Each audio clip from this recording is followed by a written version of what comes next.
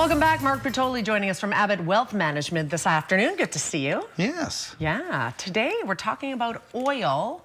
The fact that crude has seen a huge drop. I think we are under $70. I think it's somewhere around 67, 68 a barrel right now. Right. Cheapest we've seen in quite some time. Right. It was interesting. 08, we went from $145 a barrel to $30 a barrel, and then back to $70 a barrel within 6 months.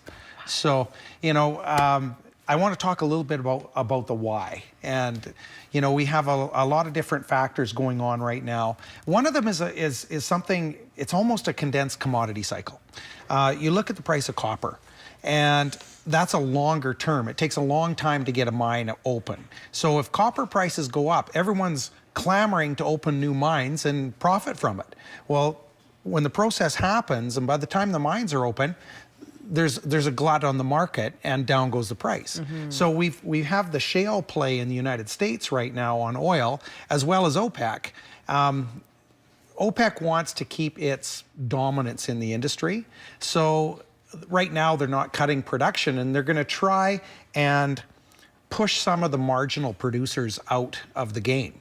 And away we go again. When we get high oil prices, oil that takes a lot of technology and work to get out of the ground becomes playable. So very interesting the way that works. Absolutely. 93 million barrels a day we use globally. It's a lot. So it is, yeah. We'll have to see if those electric cars become more popular. Yeah, it's good. It's good for the global economy, the lower price of oil. Not so good for Newfoundland and Alberta because they're producers. It's great for Ontario because they're manufacturers, and this helps. But the other side of this is that oil is sold in US dollars, so that kind of helps Alberta and Newfoundland in that regard as well. Okay, and I thought we'd quickly touch on the fact, and we're going to do more of this in detail, about the fact that, yes, prices at the pump have gone down, but I don't think the amount that we see it's going down is reflective of how much crude has gone down. Right, right. And that's because there's a bottleneck in refining, yes, in taking the raw product to the gasoline. Yes. So we should look at that in detail, and I think that's a very interesting topic and help people understand that a little better. Absolutely. We do have our question, though, of the week, and we would like to put that up on the screen right now. Ask Abbott Wealth, what is an advanced care plan, and should I have one? This is a part of your planning, a part of your estate planning. An advanced health care plan is your voice about how you want it to be treated in the future. So a good this is a great time to have a family conversation, and I always use myself as the example because all of our clients are immortal. Just, you know, I'm mortal. So something happens to me. With an advanced care plan, I can lay out how I want to be treated. Okay, but different from a living will? Well, very similar. Okay. There was new legislation, I think, September 1st, 2011, around all of this.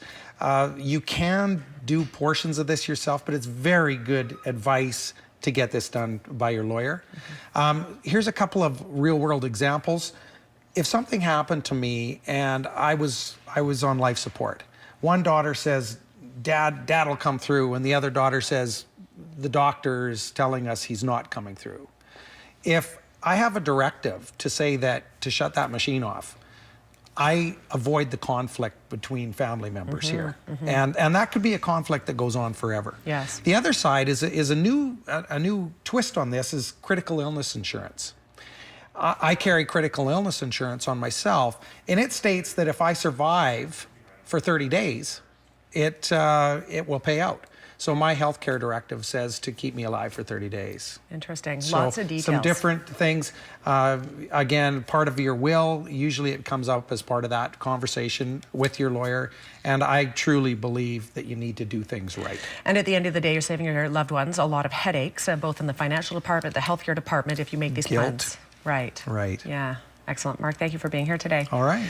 If you have a question for Abbott Wealth Financial, info@abbottwealth.com. You can absolutely ask them. Your question may appear here next week. We are back in 2 minutes. Stay with us.